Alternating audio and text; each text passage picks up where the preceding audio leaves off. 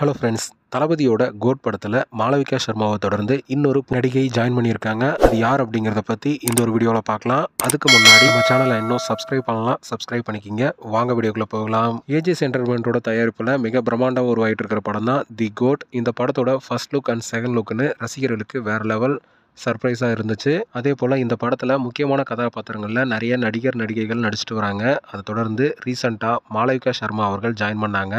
அதே போல் கிச்சா சுதீப் அவர்களும் இருக்காங்க அப்படிங்கிற மாதிரி ஏற்கனவே நம்ம வீடியோ பண்ணியிருந்தோம். அதை தொடர்ந்து இப்போது இன்னொரு நடிகை ஜாயின் பண்ணியிருக்காங்க. அது யார் அப்படின்னு பார்த்தீங்கன்னா பார்வதி நாயர் அப்படிங்கிற ஒரு ஆக்ட்ரஸ் பார்த்தீங்கன்னா இப்போது கோட் படத்தில் ஜாயின் பண்ணியிருக்காங்க அப்படிங்கிற ஒரு தகவல் வெளிவந்திருக்கு.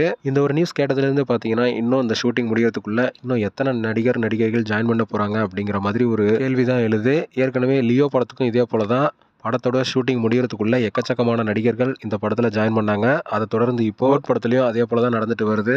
ஓகே ஃப்ரெண்ட்ஸ், லியோ படத்தில் அடுத்தடுத்து பார்த்தீங்கன்னா நடிகர்கள் ஜாயின் பண்ணிகிட்டே வராங்க. ஸோ இதை பற்றி உங்களோட கருத்து என்ன அப்படிங்கிறத மறக்காமல் கமெண்ட் பண்ணுங்கள். இந்த வீடியோ பிடிச்சிருந்தா லைக் பண்ணுங்கள், ஷேர் பண்ணுங்கள்.